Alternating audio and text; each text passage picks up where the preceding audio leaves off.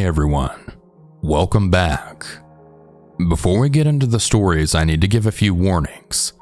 Story number 2 actually mentions murder, and story number 3 mentions sexual abuse. I'll also have those warnings in the timestamps below in the pinned comment. All that being said, let's go ahead and begin on these stories. And remember to always stay hungry. In the late 90s and early 2000s, my grandfather was a police officer. We live in a small town where not much goes on. The occasional drug bust, but nothing ever this crazy. My grandfather was on patrol when he noticed a vehicle swerving and driving recklessly. He turned on his lights and pulled the van over. When he approached the window, he stated his name and why he pulled the 2 Hispanic men over. He then told them that they were driving recklessly, and they also had a brake light out. When he told them this, the passenger of the vehicle spoke up, and he asked if he could open the rear hatch and see if he could fix the light. My grandfather, being a mechanic, agreed to look at it, but said that he first needed to run the driver's license and insurance. When he stated the name of the driver to dispatch, the woman on the other end very frantically said to stay in your vehicle until backup arrives. A few minutes later, backup arrived and they searched the vehicle. The 2 men were brought out of the back, and both were armed with shotguns. He didn't see them because they had blocked the windows on both sides of the van. It turned out that they were transporting drugs down from Mexico into the States.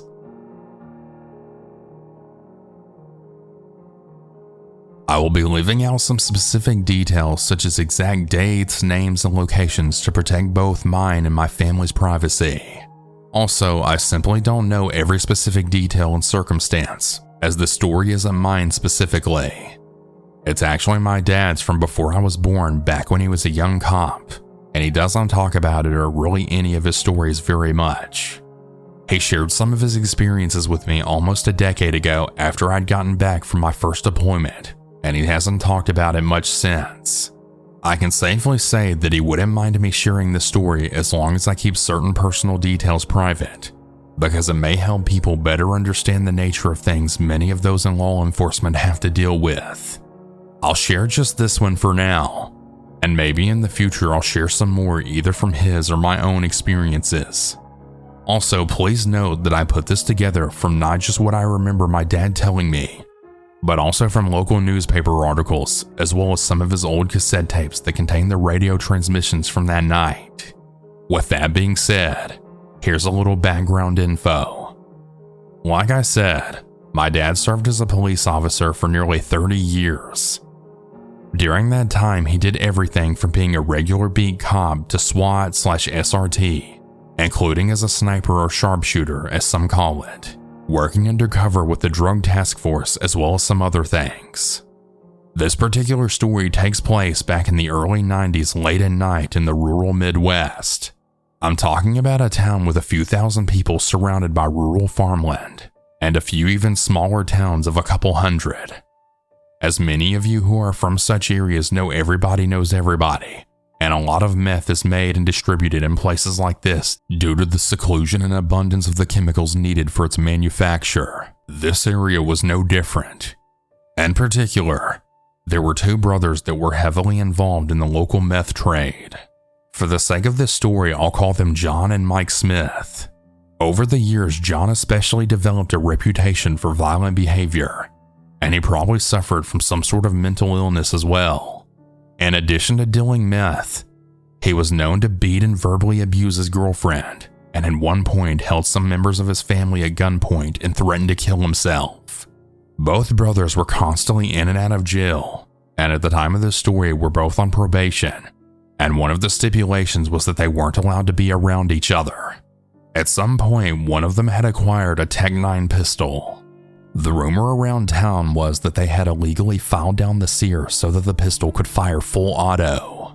Also, a couple of days prior to the story taking place, Mike had bought several rounds of 9mm from a local sporting goods store. Now, the night of the story, my dad was out on patrol on his motorcycle. Earlier, they had gotten reports that John and Mike were out and about driving around together.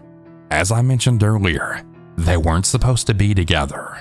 Well, at some point that night, my dad does indeed spot them driving around together, and he proceeds to call it in and attempts to pull them over. As soon as he lights them up though, these two take the fuck off and he gives chase. During the chase, my dad actually sounded pretty calm over the radio as he relayed the situation. He chased them to Mike's house and the two got out of the car and tried to run inside. John made it up the front porch and in the front door. Mike, however, wasn't as fast, and my dad was able to grab Mike on the front porch before he could get inside. My dad is behind Mike trying to subdue him, and they're fighting on the front porch. John then comes back out the front door holding the Tech 9. At this point, both the sides of my dad's and Mike's bodies are facing John. John then pointed the gun at my dad's head. Luckily, he sees John out of the corner of his eye, as well as the muzzle of the gun, maybe just over a foot from his head. Without thinking, just completely on instinct, my dad is able to turn Mike in front of John, ducking his head behind Mike's body, pulling out his pistol, aims it over Mike's shoulder, and then quickly squeezes a round off towards John. John immediately collapsed to the ground, and my dad was able to take Mike to the ground and cuff him. My dad radioed shots fired, and that one suspect was now down. I remember that he sounded out of breath and he wasn't yelling or even freaking out into the radio, but that he was talking louder, and you could tell he was stressed out for lack of better terms, but still kept his composure. Soon backup arrived, and of course, being a shooting in a small town, it didn't really take long for word to get around. John's family tried to claim my dad had murdered him, and of course the entire incident had to be investigated. During the investigation, one of John's friends tried to claim that he saw my dad drunk at the local bar bragging about how he shot John. The thing is, everyone that knew my dad knew that he didn't even drink and had actually never drank in his life. In fact, it was a joke among his friends that they loved to jokingly give him crap about it every so often. Plus, no one corroborated the story, so that claim didn't hold any water. After the investigation, the shooting was found to be indeed justified. Of course, John's friends and family didn't like that. I suppose it's hard to accept sometimes that the people you care about aren't always the greatest of people and bring their own demise on themselves. Maybe it's easier to live in denial. I don't know. I'm not them and I haven't lived the same lives and experiences that they have. Hell, like I said, I wasn't even alive at the time this all went down. Regardless, they decided to order and give out some bumper stickers that said, "Remember John Smith," and the local paper released an article about the investigation finding the shooting to be justified. In the article, they had a picture of both my dad and John. Both of them were in their late 20s at the time. My dad is 6'4" tall with the classic cop mustache, and at the time he was around 220 pounds of muscle. He had always had a passion for fitness, and was a former state champion high hurdler, and he received a full ride D1 track scholarship before becoming a police officer. The paper made sure to use a picture of him in uniform that of course not only highlighted all of those physical characteristics, but also showed him with the most serious facial expression they could find. John, on the other hand, was average height, probably around 5'10" or so. Even though, like my dad, he was in his late 20s, since he had used meth and other drugs most of his life, he was very thin with emaciated skin. He had unkempt, matted, oily hair. Most of his teeth were either gone or rotted out, and he usually looked dirty and disheveled. The paper, of course, made sure to use his old high school senior picture, taken around a decade prior, with him smiling so happily. Mike ended up going to prison. Years later, after he got out, he said he was going to kill my dad and then himself. However, he died of a heart attack or something, and he never made good on his threat. My dad retired from the force after almost 30 years. For a few years afterward, he seemed kind of bummed out. Even though he didn't like the internal politics of being a police officer, he loved the job itself. He eventually moved to a new city, and today he works at a halfway house where he serves as a counselor and he runs a program for veteran residents with PTSD. Since he started doing that, you can really tell that he got his sense of purpose back. He says that his favorite part is not only seeing their progress, but overcoming the inevitable setbacks along the way. Many of them still come to talk to him years later and thank him for seeing the potential in them when no one, including themselves, ever did, as well as giving them the tools to help them turn their lives around. I've even met some of them myself, and they've told me similar things. You can tell the residents there seem to have a certain respect for him and a few of the other people who work there. Sort of like a father figure or an older sibling that they never had kind of vibe. What's really interesting is he said if it wasn't for his time and experience as a cop, he wouldn't have been able to relate to and understand many of the people he counseled. When he was a rookie cop, his field training officer told him, "Most of the so-called bad people you'll have to deal with throughout your career are actually really good people who just made some really bad decisions. You will encounter people that are truly evil, but they are the exception, not the rule." He said that really stuck with him, and he always reminds himself of that. Stay safe out there, everyone.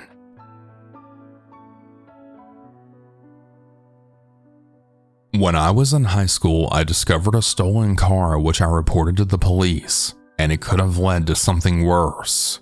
Every day when I got home from school, I would head upstairs and use the bathroom up there since my room was up there as well.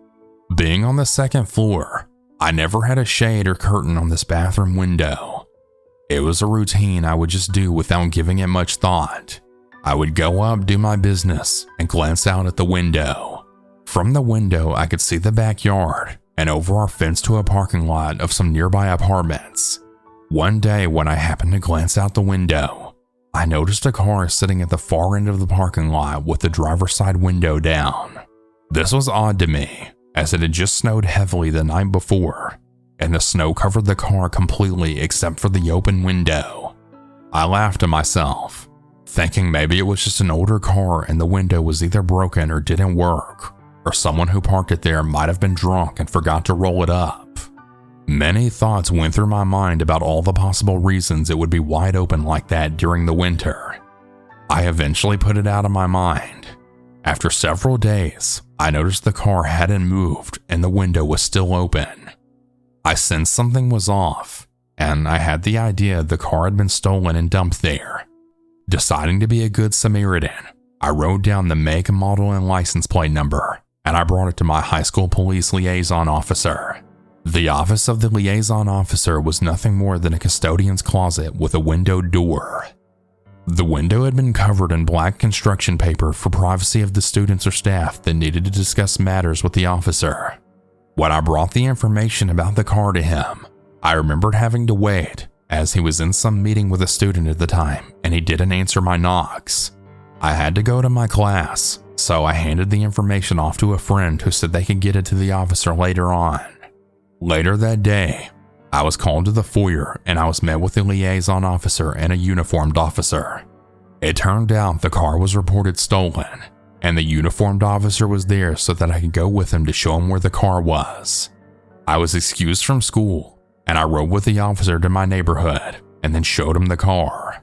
After filling out my information with the officer, I was then brought back to school by the police liaison officer who met up with us later.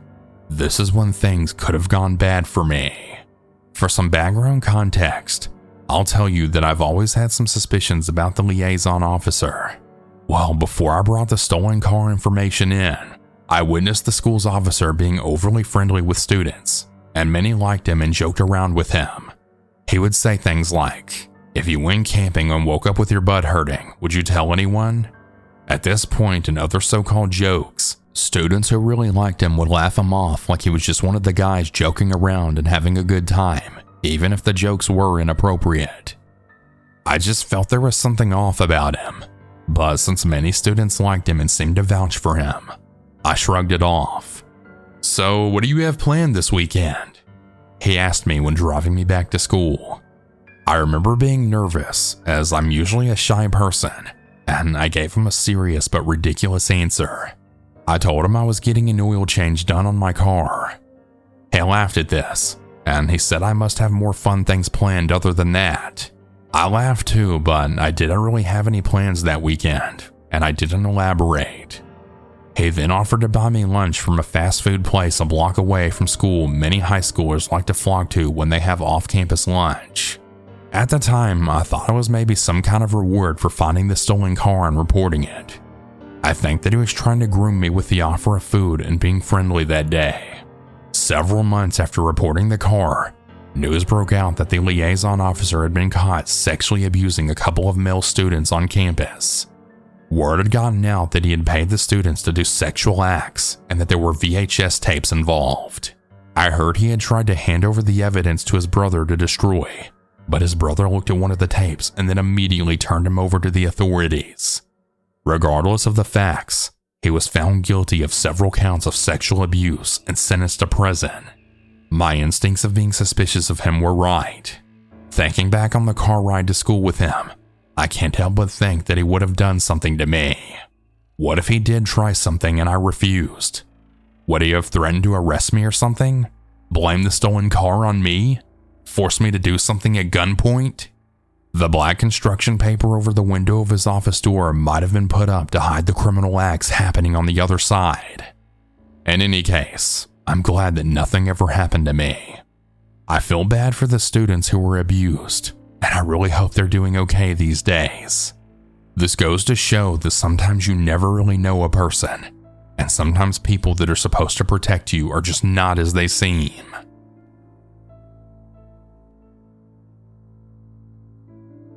I'm a female, and all this happened when I just graduated from college and moved to France to work. I didn't know the language, and I worked night shifts in an international hotel in one of the safest areas of the city I lived in. On one night, I had to borrow a car while mine was in the shop being repaired. The only available replacement car was a white van, like the ones used for moving or that the post delivery drivers have.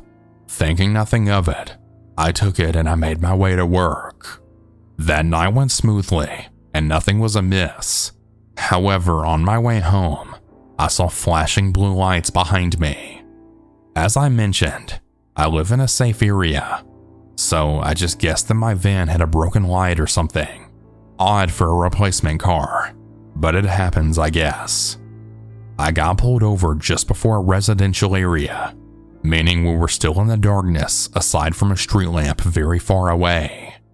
As a new driver and eager to obey the law, I opened my window fully and took out my driver's license while I waited on the police officer to come to me. However, the man who approached me was wearing civilian's clothing. I guessed he was just an officer out of his uniform and greeted him politely. This man seemed surprised to see me, and he didn't identify himself. Huge red flag, I know, but back then I was really naive and stupid. He said something in French, but I unfortunately didn't understand, and I asked him if he knew English. He repeated himself, and he asked where I was headed. I assumed this was a generic question, and I answered I was heading home. He then asked where I lived and seemed even more surprised to hear the location as I lived quite far away from my workplace. He then questioned about where I worked as well, seeming a little nervous. I answered, thinking I was complying with the law. The whole interaction didn't even take 2 minutes, so of course I didn't think that his questions were inappropriate. He didn't even ask to see my license, and he fell silent for a moment before poking his head through my driver's window and looking behind me at the empty van. He seemed unsettled by the lack of discovery of anything suspicious, and he just told me to go home. On the ride back, I thought he was an undercover cop that was probably on the lookout for a similar looking car, and he thought he had found it. Now, this situation seemed normal in my mind for a while, and I thought nothing of it, until one day I was telling my coworkers about my experience and laughing. They stared me dead in the eye and told me that white vans were usually used by prostitutes, and they offered their services in the back. The man that stopped me might have been a cop, but he might have been a man pretending to be a cop, seeking to take advantage of a sex worker. But when he saw that I didn't speak any French and that I didn't match the usual description of one of them, he took a peek into my van to double check, and then seeing that there was no mattress back there, he backed off. Needless to say, I was terrified. He really could have been a cop, but I can't help but wonder what would have happened if he wasn't, and if he really did want to take advantage of some poor girl. I no longer open my windows entirely whenever I'm pulled over, and I make sure the person stopping me is actually a police officer before engaging in conversation, and I no longer drive a white van. Hey everyone, that's about it for today's stories. If you have your own story that you would like to send, you can send it in at southerncannibal.com, or you can email it at southerncannibalstories@gmail.com. I look forward to telling your story. Have a good night or good day, everyone. And remember to always